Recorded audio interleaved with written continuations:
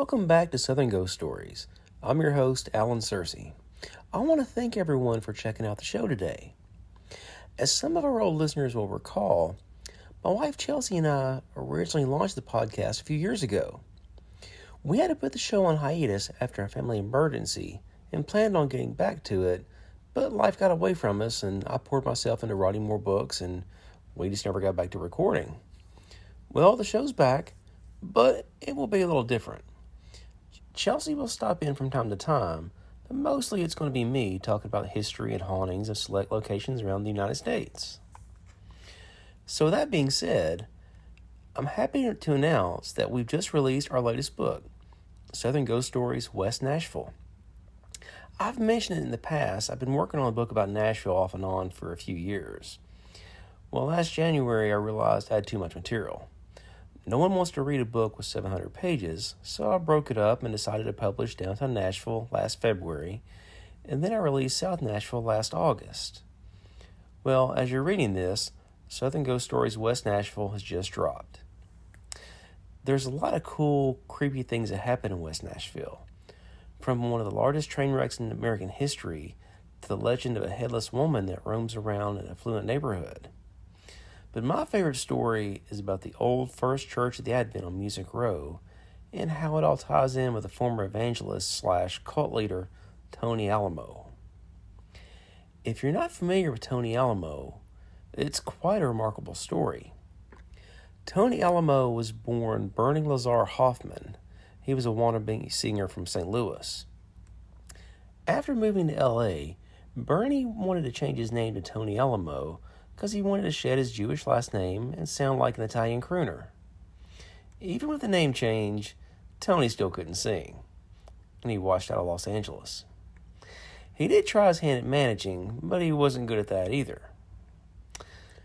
Tony tried to take a lot of money from aspiring artists and up-and-coming musicians there in Hollywood. Now, Tony, he would tell people he was friends with Mick Jagger and had worked with the Stones and the Beatles and other big bands at the time. In reality, he never did, and that caught up with him, especially when he was trying to take a lot of money from these up-and-coming musicians. But there was one thing Tony was good at: hustling and swindling.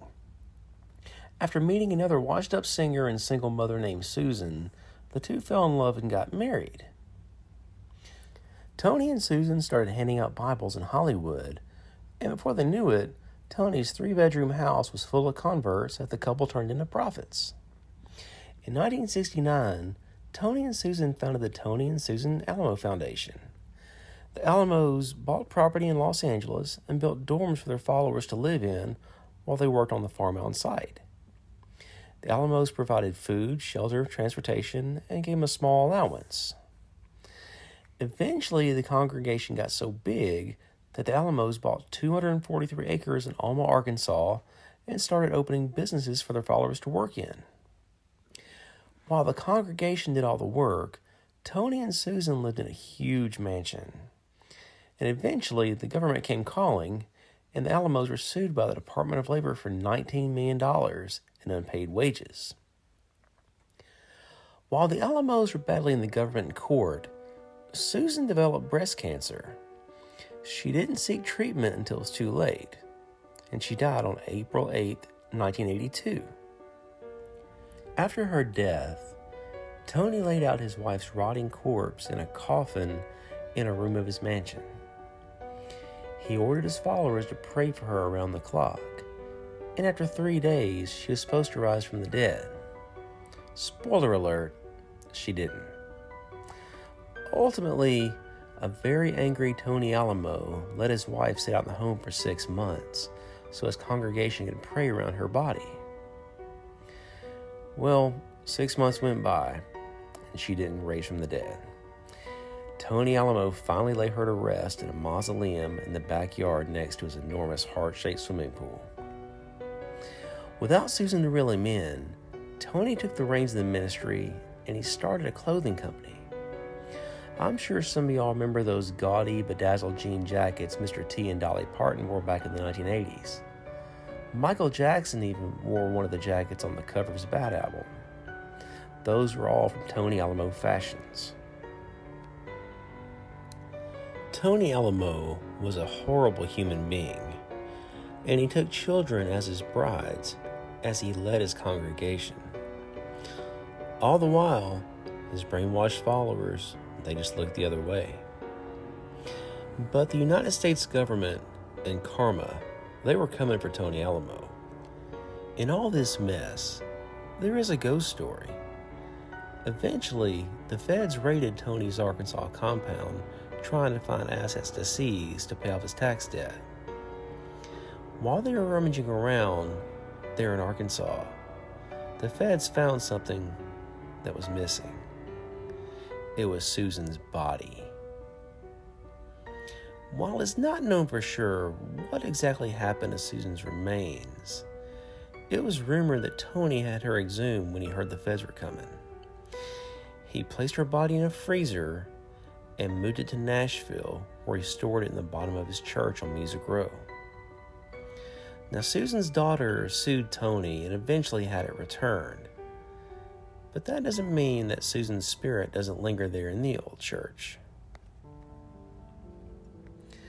Today, the church is a recording studio, and some of the employees there claim that they've seen a small, petite, blonde lady walking around in the building late at night. After talking with a former employee of the studio about the woman he had seen, I sent him a picture of Susan Alamo just to see what he thought. Sure enough, he said that the woman looked like the woman he had seen there in the building at night. But it's not just Susan Alamo that haunts the church. I talked with an engineer who swears that he has heard the sounds of children giggling and running through the hallway. Now, in 2020, during the pandemic, there was nobody in the church but him. Still, he heard the kids playing. The Tony Alamo story is nuts, and I gotta admit, I glossed over a lot of it. But you can read all about it in Southern Ghost Stories West Nashville. It's available now at Amazon.com. Now be sure to subscribe to the podcast and leave us a review. Those 5 stars are great. Also, head on over to our Southern Ghost Stories YouTube page. We've been posting a lot of fun, short little clips over there the past few months. I think you'll enjoy them. There's a really cool one about the ghost of Mary Trousdale in Gallatin, Tennessee. Give us a like and subscribe over there as well. So next week, I'll be back with a story about an interaction I had with a ghost in downtown Franklin. It was at the White Building on the square. You got to hear it to believe it. We'll see you next week. Tony and Susan started handing out Bibles in Hollywood, and before they knew it, Tony's 3-bedroom house was full of converts that the couple turned into prophets. In 1969, Tony and Susan founded the Tony and Susan.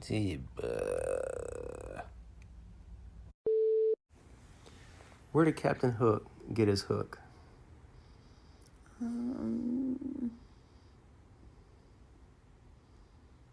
don't know where. The secondhand store.